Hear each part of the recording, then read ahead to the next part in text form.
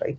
So we must provide the most appropriate response, and the response can be of different types, or it can be fetched from different places. So one thing is, like, we can have a very generic and a predefined text. For example, if you are saying to a chatbot, hi, hello, how are you, then these are very simple things. You can identify this intent to be a greeting, and then reply back with just saying, I'm fine, how are you, or just say hello. So these are generic and predefined text that you have. And the responses can be a text retrieved from a knowledge base that contains different answers. For example, if you ask what is the capital of India, then you might have a knowledge base where you store the capitals of the country, and then just fetch that back and give it to it. So this can be so we are fetching the information from a knowledge base and giving out different answers. It could be, the response could be also be a contextualized piece of information based on the data that you have, or it can also be a data stored in enterprise systems. So many times, the enterprise systems usually have a huge number of documents, policies, business proposals, and many things. And people find it difficult to really get the relevant information that is required. So in such cases, we can actually use a chatbot to fetch the data stored in enterprise systems based on the criteria that the user is requesting for, and it can give it back to the user. The response could also be a result of an action that the chatbot is performing based on interacting with one or more backend applications.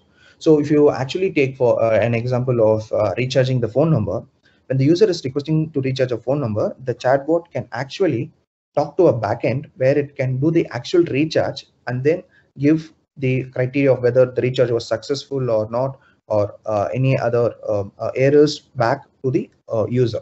So it can actually perform the action by interacting with one or more backend applications. And then the response could also be a disambiguating question that helps the chatbot to understand what the user is trying to achieve. So for example, if I say in a pizza ordering chatbot, I say buy a pizza, then it doesn't know whether what is the size of the pizza. It doesn't know what flavor do you want. So in that case, it can start asking questions to the user, like whether you would like to buy a small, medium, or a large uh, uh, pizza. So the response can also be disambiguating questions so that the chatbot can fulfill what the user is trying to achieve. Yeah. Now,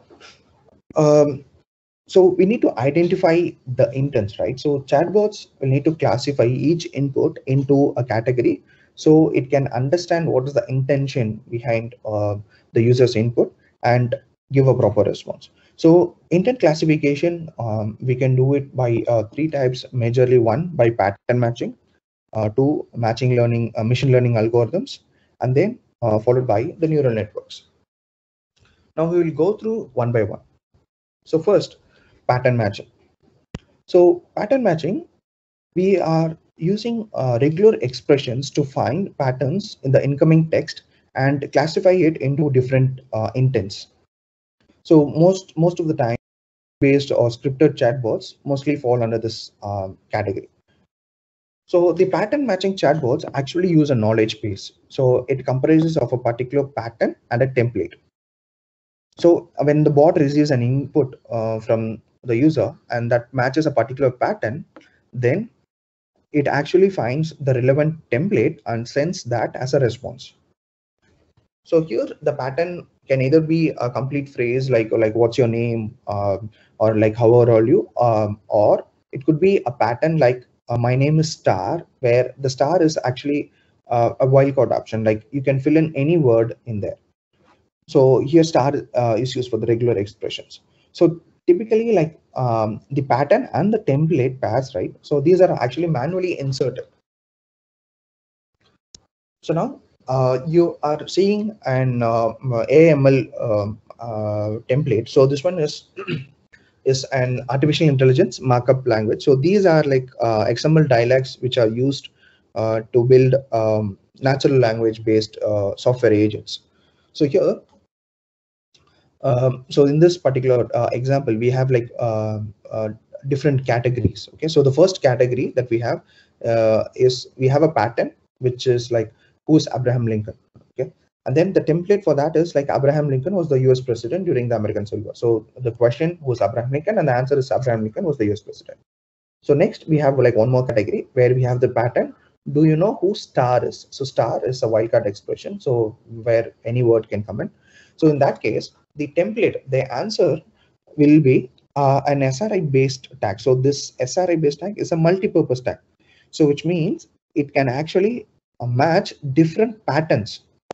Okay, so the template, which is an answer, will match to a different pattern that is available. So here it will match to who is star, right? So if you actually see who is star, it belongs to the first category of a pattern that we are given. So it goes to that particular pattern and then finds the template as the response. So now when a human asks like, do you know who Abraham Lincoln is, it actually goes and searches in this particular example, and it matches the second category, which is like, do you know who star is? So again, the template here is who is star. So star here is filled with Abraham Lincoln. So who is Abraham Lincoln? So again, the pattern that it is matching is the first category. So who is Abraham Lincoln, and it answers the template as a response, right?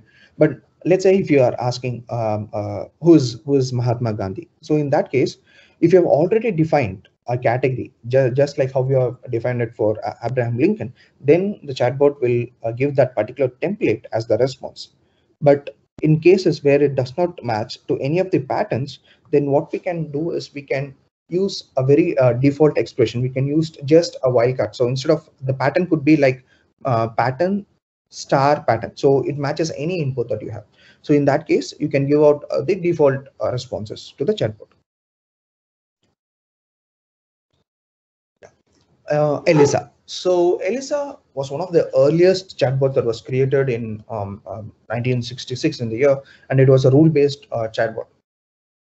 So Elisa actually is a pattern recognition based chatbot. So it matches the patterns to classify the text.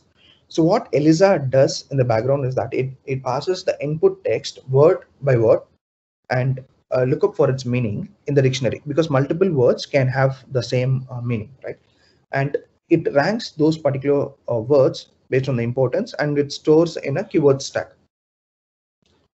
And now the keyword which scores the highest rank of importance is considered as the pattern, and this pattern you can match it against the documents and find appropriate responses. Okay, and if Elisa finds that it does not match any of the patterns that is given, in that case it can give you a default response, like it can just tell you like, I see, or please go on. Yeah. So pattern matching chatbots also have limitations. The limitations here is like, see, it has responded to the question who is Abraham Lincoln because you have already associated the particular name in the examples, right? So in the template that is already available, you have manually inserted the pattern in the template. So, and similarly, like chatbots can only answer things which are associated to a particular pattern. Otherwise, for would reply the default value that is given. So if you have to like go beyond the associated pattern, we can make use of the machine learning algorithms to help in this regard. So machine learning algorithms. In machine learning algorithms, we basically use the classification algorithms to identify the category of the input, right? So what we actually do is like we give a set of input and its category, and then we train a machine learning algorithm to predict what is the category of an unseen input. So just like how we teach our child that we show pictures of the dogs and cats in the books, and then later when we take them to the streets, they are trying to identify that it's a dog or a cat on the street that is going. So the ideology is that this is how the same principle how machine learning algorithm also works. We give a set of input and its category, and we train them, and later when they see an unseen one before, then in that case they reply with a particular category. It tries to predict the category which is not seen before. Now, some of the examples could be like if you say like I love football, so this is the input, and the category is sports, and Sachin is known as the god of cricket, which is an input, and sports is the category. And then you have other sentence which is like I love to eat noodles, and it belongs to the category food. Now, when you give the sentence, I have a healthy eating habit, so this one you have not given any category. So the machine learning algorithm tries to predict like what is the category that it might belong to, and it will predict that it belongs to the food category. So this is the base of how we are going to use the machine learning for intent classification. So so before we actually train the machine learning models, we actually need to simplify the input. So in order to make the algorithms to train and faster. So normally when we are trying to learn something, we actually learn only the core things, right? And we try to leave out the unnecessary things. And also when you're trying to learn the core things, we try to make it in a very interactive manner so that we could remember things better and easier. So similarly, we also have certain steps to pre-process the data that we have. So the first one is tokenization, and then followed by lemmatization. Um, so you can either perform a lemmatization or a stemming, and then followed by stopwords removal, and then finally one indexing. So the first pre-processing step that we are going to see is about tokenization. So tokenization is to break a particular sentence into tokens. So tokens here we can take it as a word. So for the sentence New Delhi is the capital of India, we break them into words. New Delhi is the capital of India. So for each word we break them into each words. Okay. So here, in order to break the sentence into words, we actually need a token delimiter. A delimiter is what helps to split the sentence into words. So here the token delimiter that is used is space, but you can also use other white space characters such as space, tabs, or new line. And you can also like use other characters like comma or semicolon, etc. So it depends on what kind of data that you have and like how you wanted to split them into tokens. Now, after tokenization, we can do lemmatization. So lemmatization actually considers the context, and it converts the words to its meaningful base forms. So the base forms are actually called lemmas. So when we are trying to do this change, right, from a particular word to its base form, we actually don't change its part of speech. For example, if a word is a noun, and after converting to its meaningful base form, it still remains a noun. So if it's a verb, it still remains a verb. So we actually maintain the part of speech when you are trying to do the lemmatization. So the examples could be like it can have the grammatical variants of the same word. So for example, for plural forms, if you have nutshells, which is the word, and you can have its base form to be nutshell. So you are removing the plurality of the words. Similarly, for stories, the base word is story. So these are actually called lemmas. Nutshell and story is called the lemma. And in terms of like verbs, where we have verbs in different tense, then in that case, likes is changed to its base form like, and liked to like. Okay, so this is how you convert a word from to its meaningful base forms. Okay, now stemming. So stemming actually tries to reduce the word to its stem word by either removing prefix or suffixes. So when you are trying to do stemming, right? So it has the possibility to change the part of speech. So for example, when you have the word production, which is a noun, then you try to do the stemming on it, then it becomes produce, which is a verb, right? So when you're doing stemming, it actually can change the part of the speech. And in case of like other examples, it can actually change the meaning of the word itself. For example, reapply. So if you're trying to remove the prefix, then re, then it becomes apply. And when you're trying it out with unhappy, then it becomes happy. So it actually changes the meaning of the word. So stemming or lemmatization we basically do because there could be many words, but their actual meaning or the hidden meaning in them is the same. So we have to reduce it. So that's why we do stemming or lemmatization. And one big difference between stemming and lemmatization is that when you're trying to do stemmings, right, it can be very rigid, or it can be very hard on the words. So the number of frequencies of a particular word appearing can be like very high compared to what you do lemmatizations. So since you're removing most of the prefix and suffixes, you can have more frequencies of a particular word than when you do a lemmatization. And then stop words removal. So stop words, like these are words which are like very extremely commonly used. So they appear in almost all sentences, and they don't actually have any meanings. So the examples could be like functional words like the, of, to, etc. And with respect to stop words removal, you can also have or build your own dictionary of stop words list, and then you can remove it from the data that you're going to train.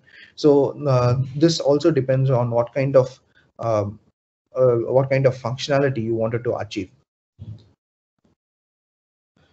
So after you do stop words removal, the next thing is we are going to index the data. So here indexing is basically we're converting them into a vector representation of the input.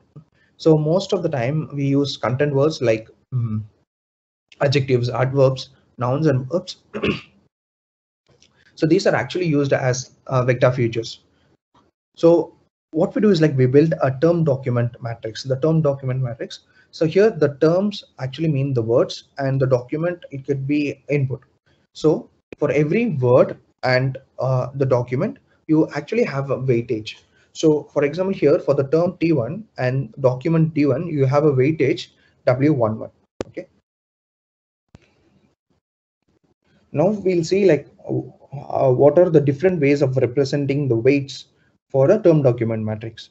So one thing could be like it can be in the form of a binary, which is like 0 or 1, indicating whether a word has occurred in the input. For example, for the term T1, if it has appeared in the document T1, then W11 can be 1, otherwise it becomes 0. So similarly, for frequency based, it is called the term frequency, where you have the frequency of the words in the input. So similarly, if a particular term T1 appears in document D1 more 5 times, then the weight W11 will become 5. Otherwise, it remains at 0. Now, after the third type of term weighting that we're going to see is about TF-IDF based weights. So previously we have seen binary and the frequency one. So why do we need the term frequency inverse document frequency? So the abbreviation is term frequency inverse document frequency. Okay. So why do we need TF-IDF weights? So this is because frequently words appear across multiple inputs, and these are not actually very useful. So what we wanted to find the frequently occurring words within one particular document, but it does not appear very frequently across other document. So why we have to find frequent?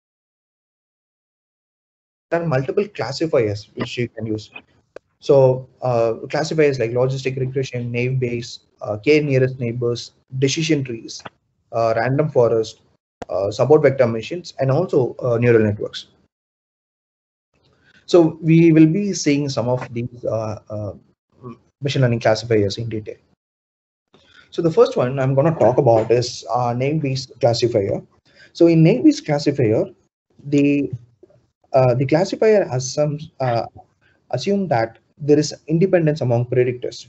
For example, if let's say the predictors are whether the color of an object is red, whether whether um, the diameter of the object is like 3 centimeters. So all these. So what naive-Bayes classifier does it thinks that there is no dependency among these factors. Okay, so the presence of a particular feature in a class is unrelated to the presence of any other feature. So there is no dependencies that it considers. And naive-Bayes classifier is based on the Bayes theorem, which states that like the probability given that I love cricket statement belonging to sports is actually given by the probability of given the category is sports and the statement being I love cricket multiplied by your probability of sports and divided by the probability of the given statement. Okay. So if you could actually see for the probability of given category as sports and the statement belonging to the category is that if we split the sentence into individual words and try to find the probability of each of the word belonging to that particular category. So for probability of I love cricket, we split them into a probability of I by sports, probability of love, and then probability of cricket by sports. So let's see an illustration of how neighbors classifier is working. And here we are going to take 5 examples. So which basically we are used as a training documents, right? And then we pick very important words in those particular statement, and we try to derive the based here.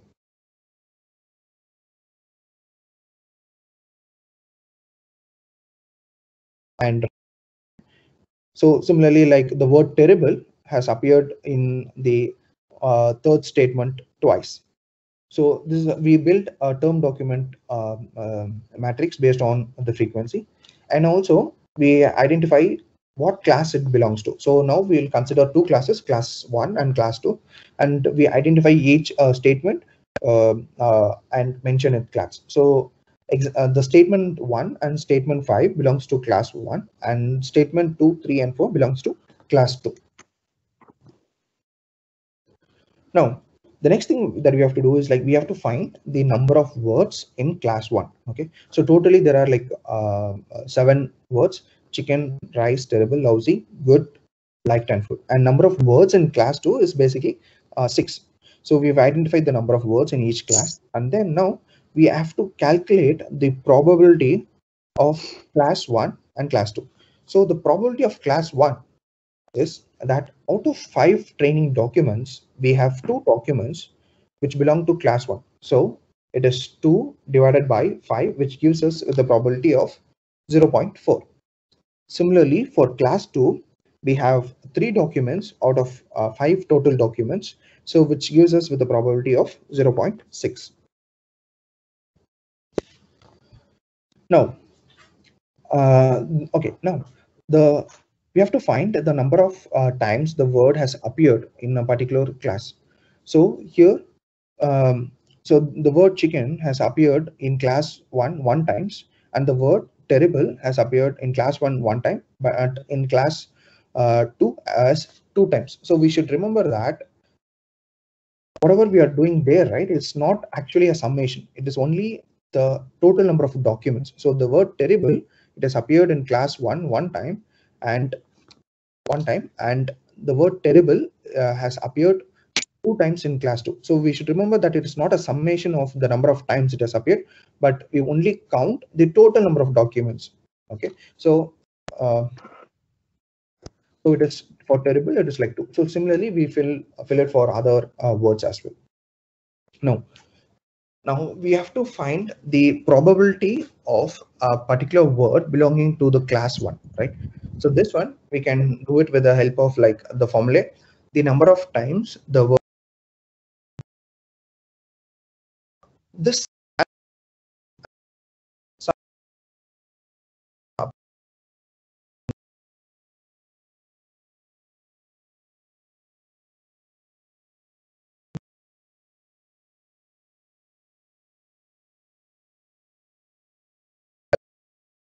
is more than effective, which it brings us to more accuracy level. Okay, so for the probability of chicken by class, we calculate number of times the word has appeared in class 1 with alpha by divided by the total number of words in class 1. So we'll just take an example for the word chicken, right? So the number of times the word appeared in class 1 is actually 1, and followed by alpha, which is 1 again. So it is the numerator is 2 divided by total number of words in the class is 7.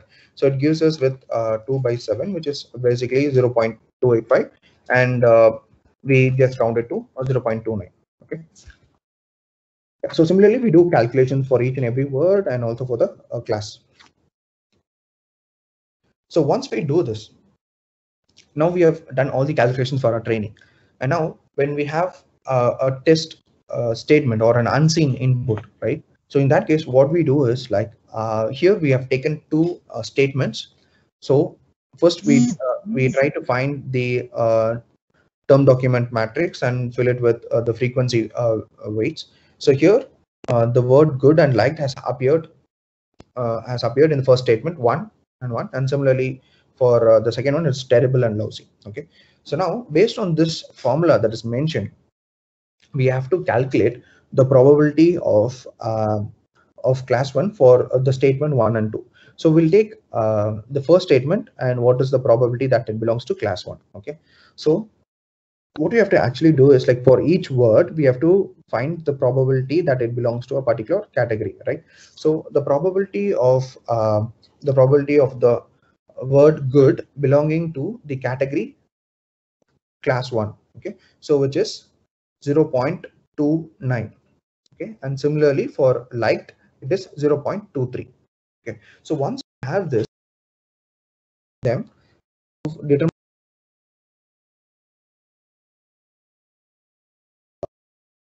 class, so which gives us with the value of 0.29 into 0.43. Okay, into 43. Now we have calculated the probability of so here I'm just replacing with I love cricket by sports with the statement that is given. Okay, so the next thing that we have to calculate is the probability of the class itself. So we already know the probability of the class. For class 1 it is 0.4, right? So when we multiply 0.29 into 0.43 into the probability of the class, then we actually get the value of the probability of a given statement belonging to that particular class. So 0.049. So similarly, we do calculations for each and every statement and for the class. So here we can find that for statement 1, right, the probability of belonging to class 1 is higher than compared to class 2. So the first statement actually belongs to the class 1. Similarly, for the statement 2, the probability of it belonging to class 2 is higher, so the statement actually belongs to class 2. So this is how like you can use naive Bayes to do a classification. Now next thing that we are going to see is a KNN based classifier. So the principle of KNN based classifier is that it sees the distance between the training and the test samples and tries to identify the closest match. And we can take like k matches. The k can be any arbitrary number that you are trying to find, and the k matches are then weighed for the best classifiers. Okay, so the different distance metrics that we can use are like Manhattan distance, Euclidean, Jaccard, or cosine distance. So it depends also based on what kind of similarity we wanted to derive. So let's say an example. So in a so in the graph, if you plot the values of x1 and x2, and the red dot is the one that we are trying to predict. Okay, so now if we take the classes k is equal to 3, then which is like we are going to consider 3 dots closest to the red dot. So in that case, we can say that 2 of the dots belongs to class B and 1 dot belongs to class A. So the majority of the classes belongs to class B. So the red point will be classified as class B. Okay, so this is the consideration that we are doing when k is equal to 3. But now when k is equal to 6, right? So we are going to consider the 6 closest possible points for the red one. Okay, so here if you take k is equal to 6, there are 4 dots which belongs to class A and 2 dots which belongs to, in that case,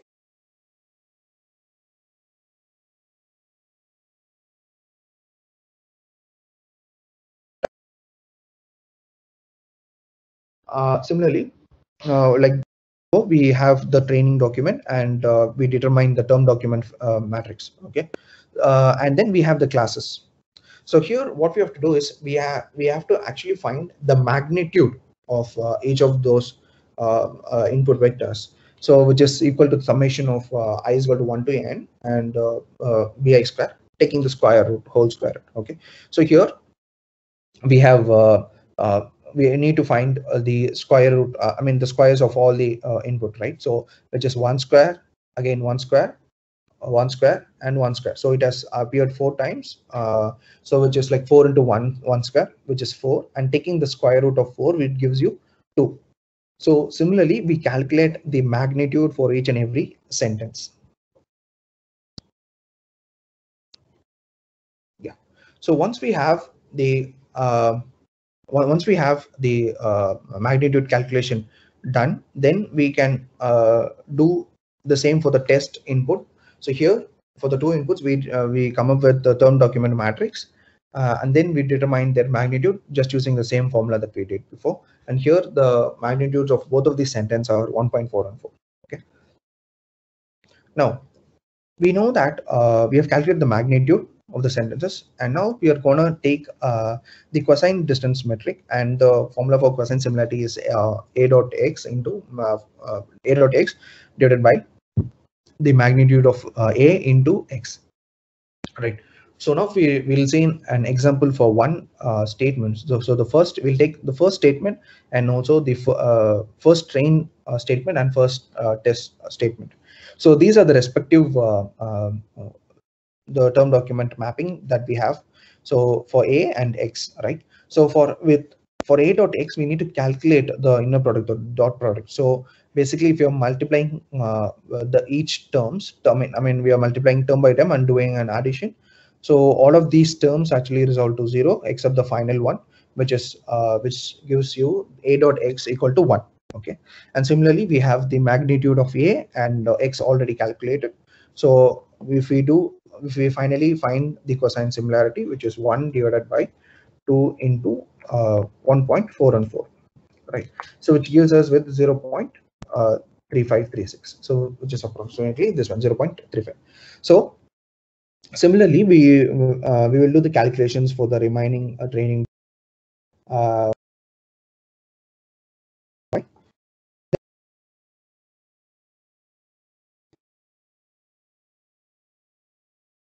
Two highest values. Okay, so for statement x, the two highest values are 1 and 0.35. Okay, and if you see, those training documents actually belong to class 1. So the majority, since the majority of the documents belong to class 1, the statement x will be classified as class 1. Okay, and now for statement y, the two maximum values are from statement 4 and statement 3. So statement 4 and statement 3 again, like they are from class 2. So the statement y will be classified as class 2. So this is how we can use classifiers to identify what intent or the category the input statement belongs to. So once we have identified the intent, the next thing that we have to do is we have to identify the entities, right? So again, the type of entity recognitions that you have to do is highly dependent on what kind of functionality you have to achieve with the chatbot. So here the named entities are basically like a real world object, like it could be a person, location, organization, products, and which has a proper name to them. Okay.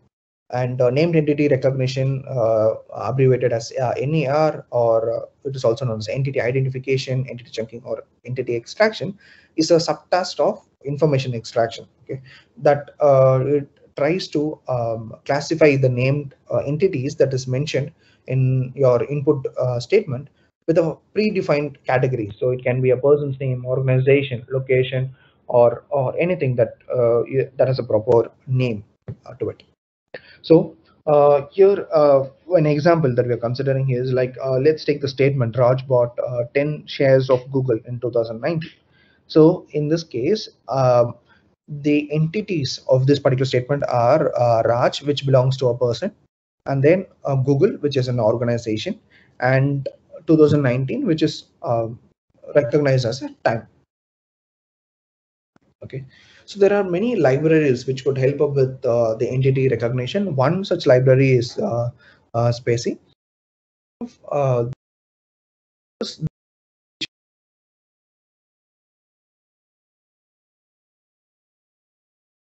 it will what type of predefined category it belongs to. So here for this particular example, we have Delhi as the entity, and it is recognized as a GPA, so which is stands for like geographic location based entity.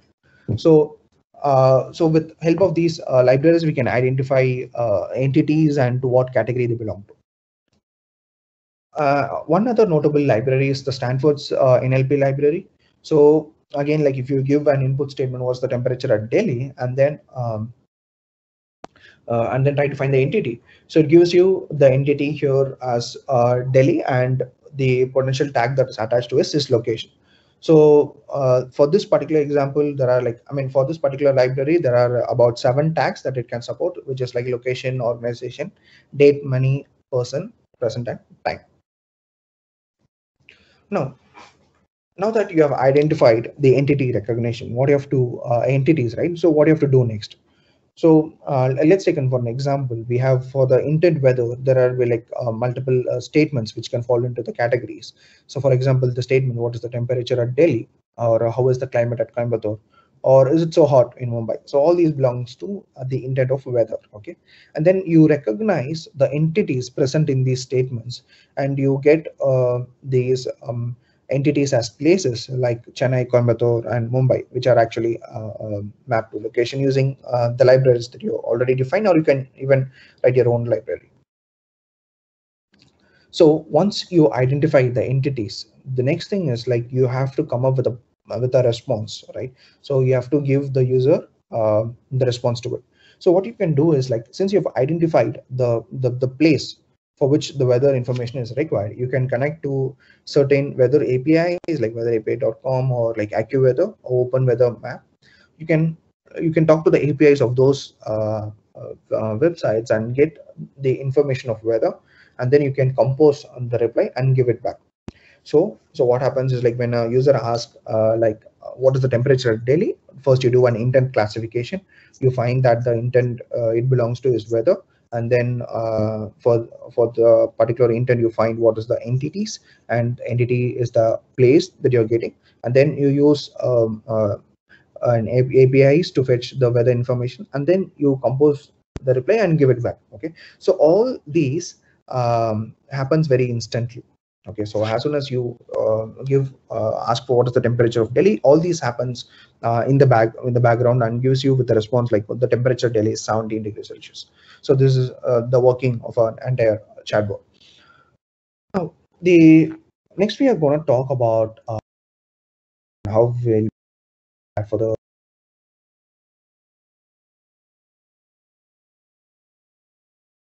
very nodes which are connected.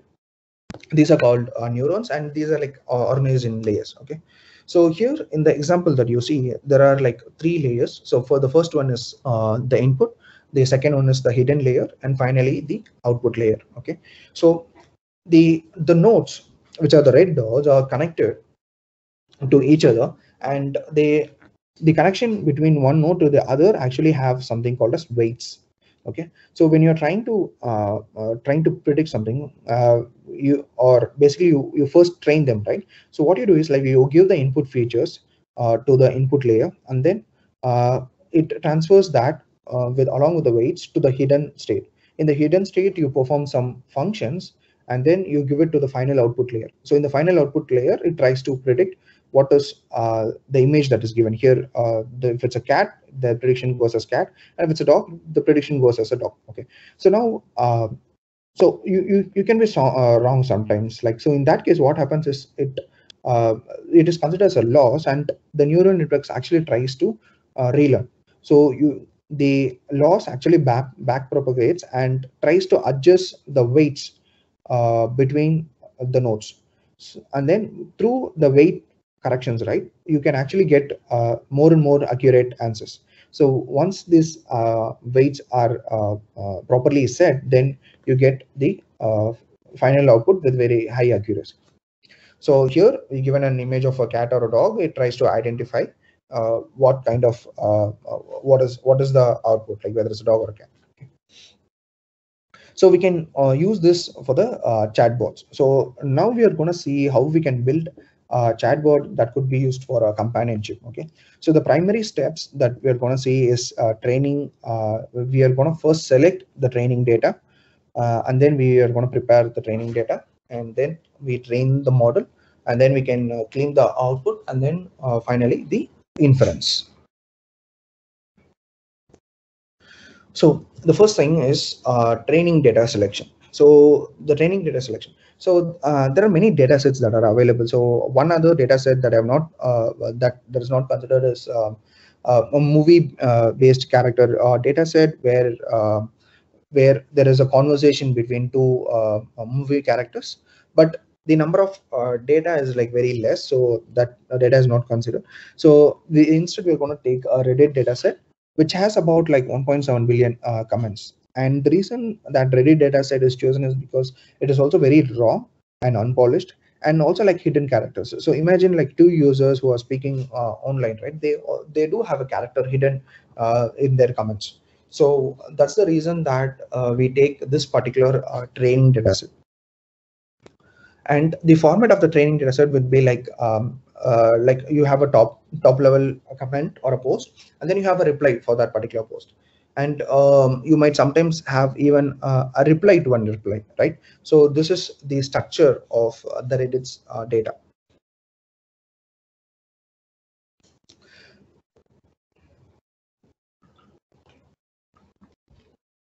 Excuse me.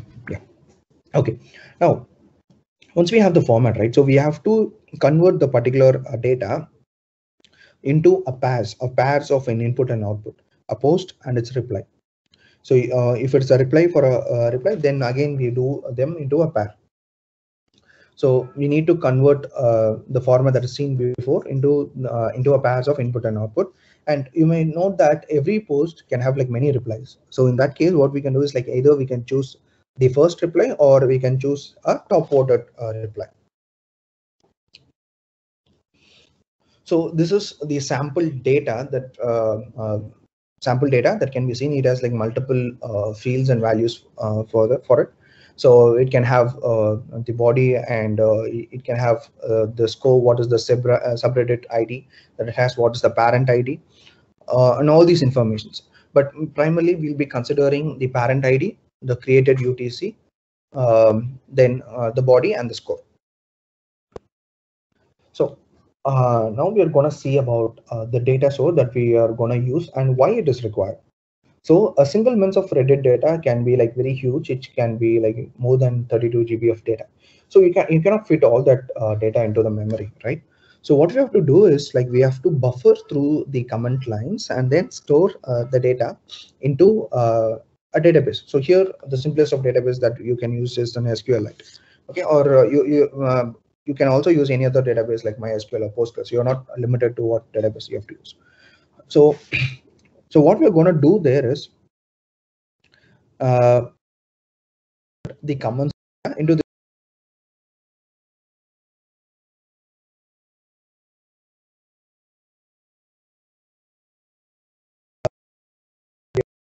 right. So basically that means you have any replies to them. So basically for the first time the comment appeared, it is supposed to be a parent because it will not have any reply to it. So then we will slowly start to have replies for each and every parent in the database if you have a reply. So this we can identify with the help of a parent ID, and we can just pull the record from the database using this particular ID. Okay. So once we find the replies for a parent comment, we have to make sure that we always pair the parent with the highest rated comment. Okay. So the objective here is like we, instead of identifying the first one, we are going to identify pair the highest rated one. So the objective is like finding the reply for a parent which is voted higher. Okay. So once we find that comment has a higher vote than the existing one, we actually do a replace and we update the parent row with the new information. And finally, we end up with a set of comments and highly voted replies. So we'll see in detail like how we are going to do. So the first thing is like now to prepare the training data, right? We need to connect to the database. So database that we are going to use here is a MySQL Live database. So so it is very simple to connect to a MySQL database. And once we connect to the MySQL database, the first thing that we can do is like we have to create a table, right?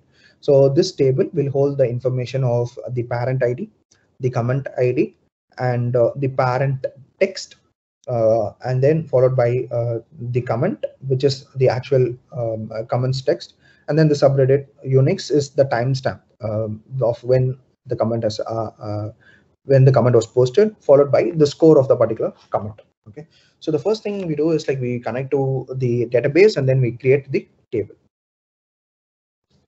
And now once we create the table, the next thing that we have to do is like we have to iterate through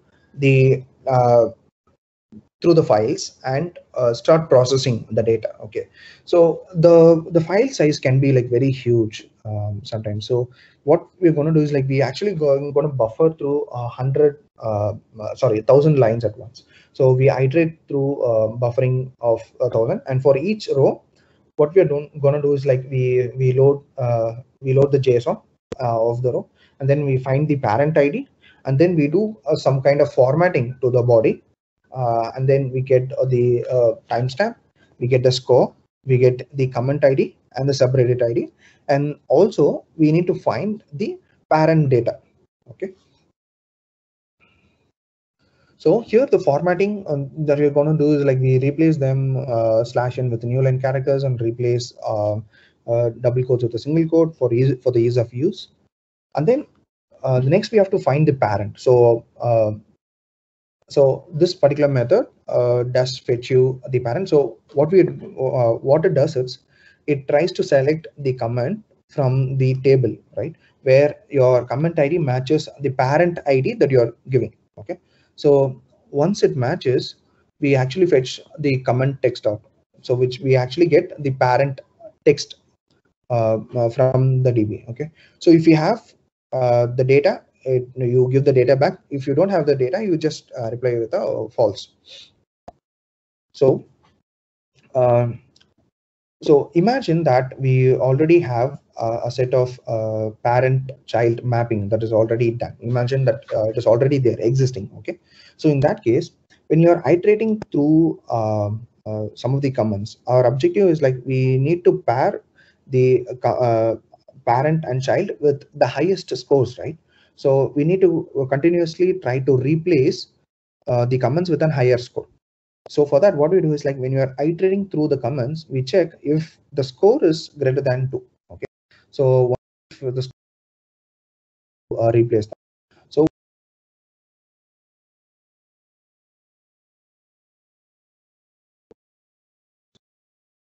when you already match for a parent and a child, you already have the score of the reply, right? So you check what is the existing score. Okay, so if you have an existing score, then what can we do? Okay, so we'll see like what we'll be doing if we have an existing score. So below here is the method that actually finds the existing score. So here we are actually trying to select the score from the table where the parent ID matches with the parent ID that we have given before. Okay, so if there is a score, then we actually get the score, otherwise we return false. Okay, so now also we need to make sure that the data that we have, right, is in an acceptable format. For example, the data that we have, it can be like a very long sentence, or it can be like very short or an empty one, or you can have some rapid or random words or characters together, right? So in that cases we don't actually give the data back, or in case of data is deleted or removed, again we don't want that data in our DB. So if none of these matches, then we can actually make sure that the data is good enough and neat, so we can actually return that particular data. So now what happens is like we have already found whether there are existing scores, right? So if there is an existing score, then, and if the score if the current score is greater than existing score, and if the body is acceptable, then what we do is like we actually replace the already existing parent child pair with the latest one. Okay, so this particular function SQL insert replace comment actually does that. So what we're doing here is we are updating the table of parent reply, and we are particularly setting all the other columns with the values that we have now. Okay, so this one we do an update. We already replace an existing pair of parent and child with the one that has the highest score. Yeah. So now we have seen that for the data for which you already have a parent-child relationship, right? So now imagine that you don't have any parent map, or like you don't have any child as such for a parent. So in that case, what we do? Okay, so if we find that existing comment score, if it returns none, that means like there is no parent, right?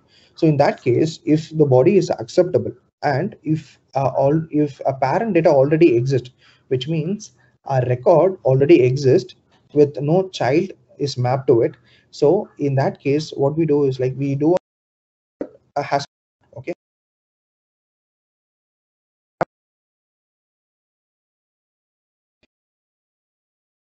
a child and a parent together, we increase the number of paired rows to one. So when you're actually trying to map the parent and child, we have we do note the number of paired rows that has appeared, so that we can use it later. So and then so imagine that if parent appeared, then we use SQL insert has parent method. But if there is no parent at all, so in that case we use SQL insert no parent method. So the functionalities of these method is like the first one, we SQL has parent. Here we are trying to map the parent with the child. So we give all the informations like parent ID, comment ID, what is the parent text, what is the current comments text, and all these values. Okay, and then if an SQL has like if the comment has no parent, then the the the comment itself acts as the parent, right? So here you give out the informations that is required, like the comment ID, stay in the DB, which can cause a lot of data. So in that case, if you're doing executive vacuum, it cleans out the old tuples which are not necessary. Yeah. So now we have prepared the data in our database, and now we have to generate the files that is required. So we'll be generating two kinds of files. One is the parent, and the other one is the reply text files. So the mapping between them will be like line one in parent file, if that is the post, then line one in the reply file is its corresponding reply. Okay.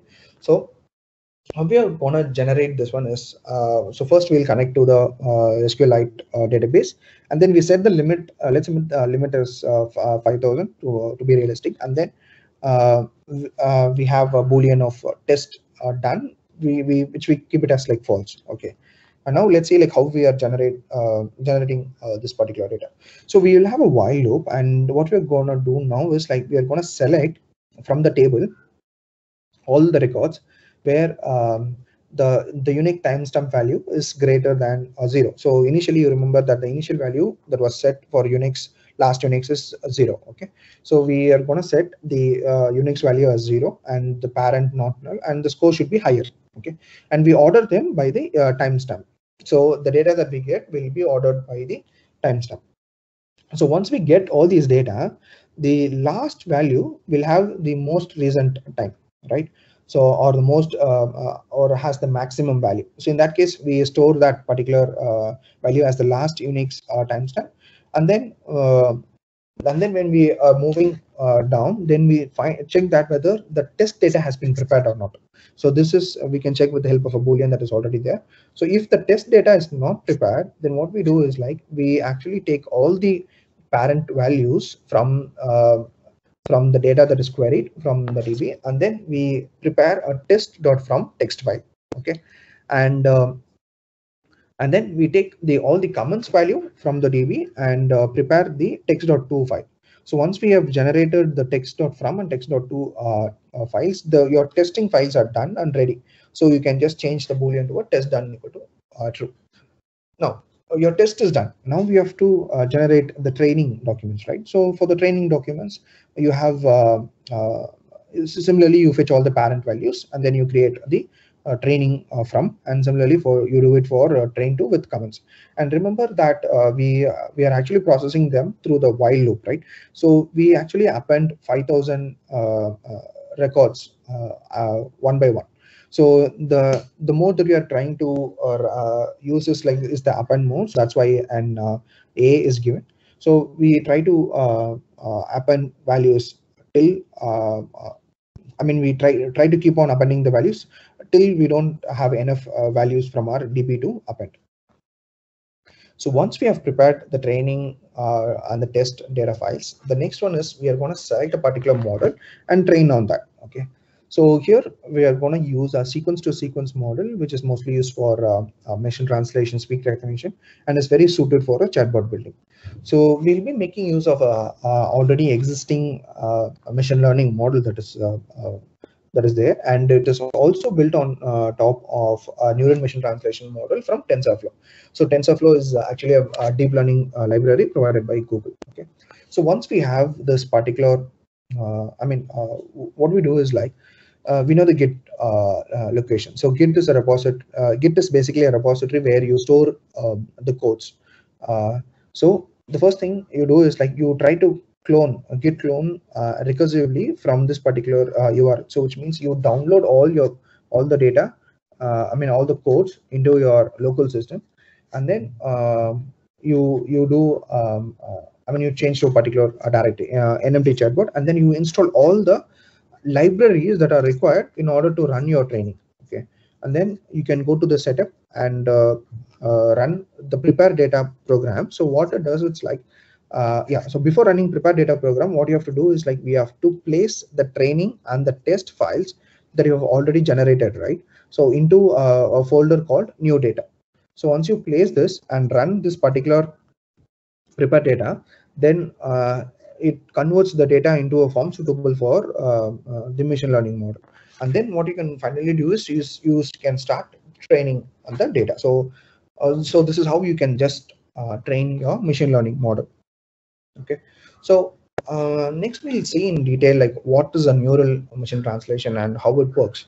So for the traditional based translation system, so it works by breaking the source statements into multiple chunks. Okay, so and then it does a translation phrase by phrase. So it actually doesn't mimic how we humans think, because we actually get all the sentences together and then we try to do any translation that is required. Okay, but a neural machine translation primarily does that. It does how a human tries to think and address. Okay, so neural machine translations are primarily used for translation from one language to other. But we are going to use it for the purpose of a chatbot, because you can imagine that to be an English to English kind of translation. It is not literally the same, but it is almost a kind of English to English translations for the question and answers. Okay, so a neural machine translation helps to address the local translation problems that we have faced in the traditional phrase-based approach. Okay, and it helps us to capture long-range dependencies in languages like gender agreements or syntactic structures that you have, and it gives us more proper responses. Okay, so the base of a neural machine translation is actually an encoder and a decoder. So in encoder, what we do is when you have a statement that is coming up, the encoder actually transforms into a form, into an embedded numerical form. So from this embedded numerical form, the decoder tries to fetch the information and gives out the translation in a different languages. So this is the base of a encoder and decoder. You give out the input, you transition that into a numerical data, and then use the decoder to decode the data to a different language. So for neural machine translations, right? So recurrent neural networks is automatically the natural choice for their neural machine translation. So I've already seen what a neural network is. It consists of three layers, which is input, hidden, and the output layer. So a recurrent neural network is different from a neural network in the sense that, see, sometimes you have to remember the past, what has happened in the past, right? So only then you can give out a proper response, or you can do a good predictions, right? So in that case, recurrent neural networks are used to or used in a sequence to sequence based things, or like when you wanted to remember your past, then we actually use a recurrent neural network. So in terms of architecture, how is it different is that for a hidden layer, it actually gets inputs from two values. So one is the input and the other is the hidden state from the previous one. Okay, so here you could see that for every hidden state, the output comes from the previous state as well, which tells us that what has happened in the past. Okay, so this is the reason that we are using a recurrent neural network. And the recurrent neural network models actually vary. They do have a lot of different architectures. Okay, so the model actually varies by the directionality of how we are sending the data. It can be unidirectional or bidirectional, and then the depth, it can be single or multi-layer, and then the type of the neurons that you're going to use. It can be a simple RNN or a long short-term memory or a graded recurrent unit. Okay, um, but now what we're going to use is we're going to use a bidirectional multi-layer LSTM with an attention mechanism. Okay, so LSTMs. So in a recurrent neural network, what you're doing is we are trying to remember our past, right? So, but how long can we remember the past? Is we can only remember it to a few states before, like 3 or 4 states before. But you actually have a need to remember much longer than that. So in that case, LSTMs help us with that to remember much more longer hidden states. So LSTM works on the feedback connection. So it is actually composed of a cell where you have an input gate, an output gate, and a forget gate. Okay, and it tries to remembers the values, or the three gates decide when you have to remember a particular hidden state and when you have to forget um, uh, the hidden state. So the gates actually maintain these informations. Okay, and with the use of LSTM, you can remember like tokens of up to like 10 to 20 in length fairly well. So this is an architecture of a single cell, okay, or a single neuron that you have. Inside that, you have three main gates, that is input gate, forget gate, output gate, and the cell state. Okay, so the cell state here. So the cell state is basically which it comes from the previous hidden states. So the first one we'll talk about forget gate. Okay, so here you could see at the down there are two inputs. One that is coming up from the input, and the other one is from the hidden state. So it gets combined and then it is given as a given to the input gate. Sorry, it is given to the forget gate. So the forget gate, based on its previous cell state, decides whether it has to keep the information or not. So based on that, uh, it tries to forget something or not. Okay, so this after if it forgets or not, then the information is given to the cell state. So it transitions from the previous whether it remember, I mean, it decides whether it has to remember its previous cell state or not. Okay, the forget gate, the function of forget gate is whether it should remember its previous cell state or not. Okay. And then in the input gate, we actually give a combination of the input and the hidden state. And then this input gate is helps us to decide what is the current cell state. So it combines with the previous cell state and the information that is available with the input and hidden state, and tries to decide what is the current cell state. Okay, so once you have the current cell state, then what you do is like it goes and flows down, and then this is the output gate which will decide what should be the hidden state that you have to transfer to the next cell or the next neuron. Okay, so based on this current cell state and the output from the output gate, it decide what has to be the hidden state to the next neuron. So this is how an LSTM works. So even with LSTM, right, so after like 20 words, you can still there could be a performance drop in you're trying to predict or cannot remember more than that. So in that case, and attention mechanisms comes to the rescue, where we can remember even much longer words. It can go up to like 30, 40, or even 80 words. So what attention mechanism is that? It is actually a layer between your encoder and the decoder, and most of the time the decoder only receives the final hidden state of an encoder, right? So it doesn't actually know what are all the process that has gone through in the encoder. So what we do in attention layer is that we actually connect through all the encoder's hidden state, and we then finally derive a context vector, and this context vector is given to the decoder. So it knows, the decoder knows what the encoder has performed in the past. Then a bidirectional recurrent neural network. So why do we use a bidirectional recurrent neural network is that many times the information which flows in one directions, right? But sometimes for a particular sentence, we also wanted to know what will happen in the future or what words will come in the future, so that it is better to predict your current words or current prediction. So since you have a dependency on both the past and the future, we will be using the bidirectional recurrent neural network. And finally, when you're training the model, we have to look out for two metrics, which will help us to know whether we have trained the model better, or the model has a good accuracy or not. So the first one is the BLU, so which stands for bilingual evaluation. So what it does is it tries to find the overall effectiveness of a transition algorithm. Okay, so it is actually an advanced form of a precision where you try to find that whether when you're doing a translation and check whether all the words in the output matches with the training data that you have given. So this is the BLU score, and the BLU score should actually increase since during the training, right? Because we are trying to find whether how effective the model is. And one thing that we have got to remember is that it will not be as high as uh, the value for that you do for a translation from one language to other, because basically we are doing an English to English kind of translations with the help of an NMT here.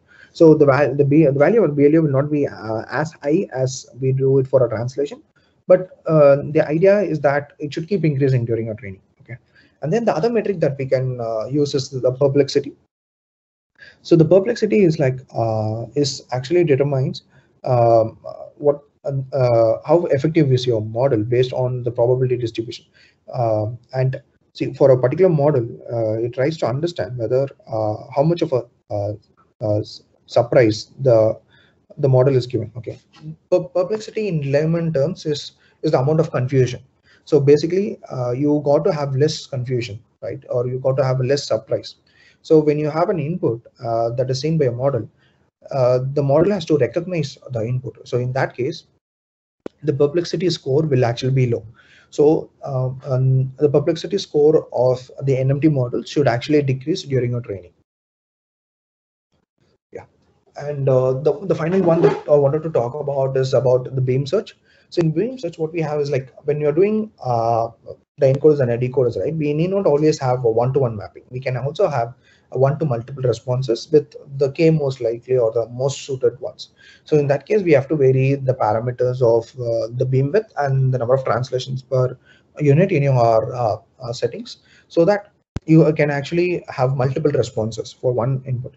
So why do we need to have multiple responses? Is because the output that you have, the single output that you have need not be always right.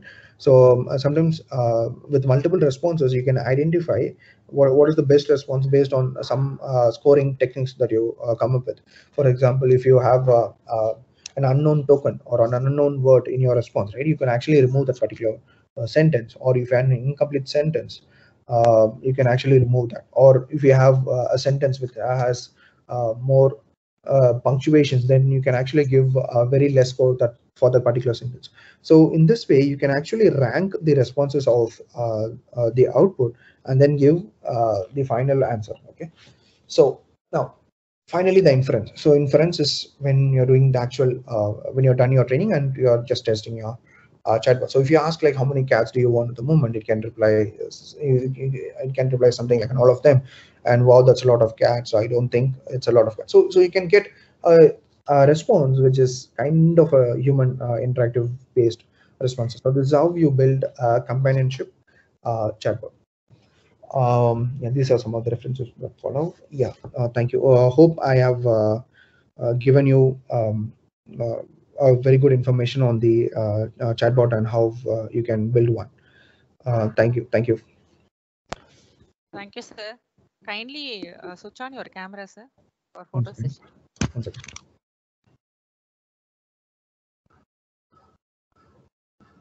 Thank you, sir, for your wonderful and informative presentation.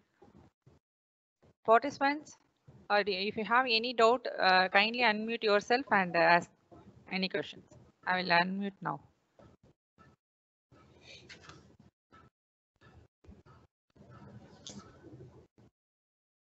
Any questions you can raise now.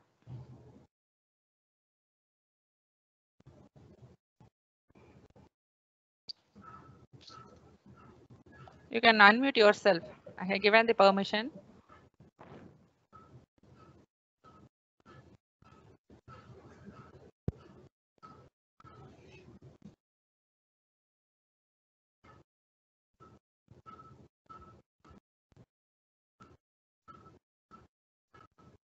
Any questions? Any doubts from the audience, participants?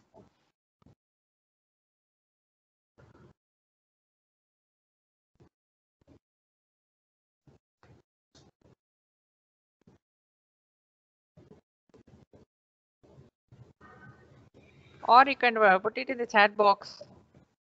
Any mic problem?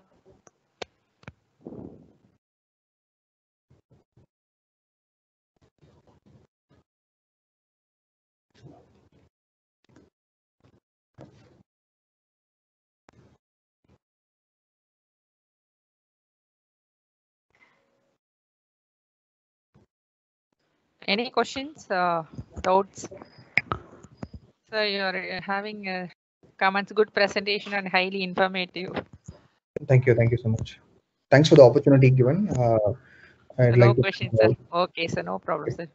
Thank you for your wonderful presentation, sir. Thank Very, you. Thank you. very It's my nice. pleasure. I'm very thankful to all the staffs and the college. Okay, sir. Thank you, sir. Okay, participants, so you again join the next session by 11:30. 11:25, you join the link. Okay, we will end up the meeting now. So thank you, sir. Thank you. Bye, sir.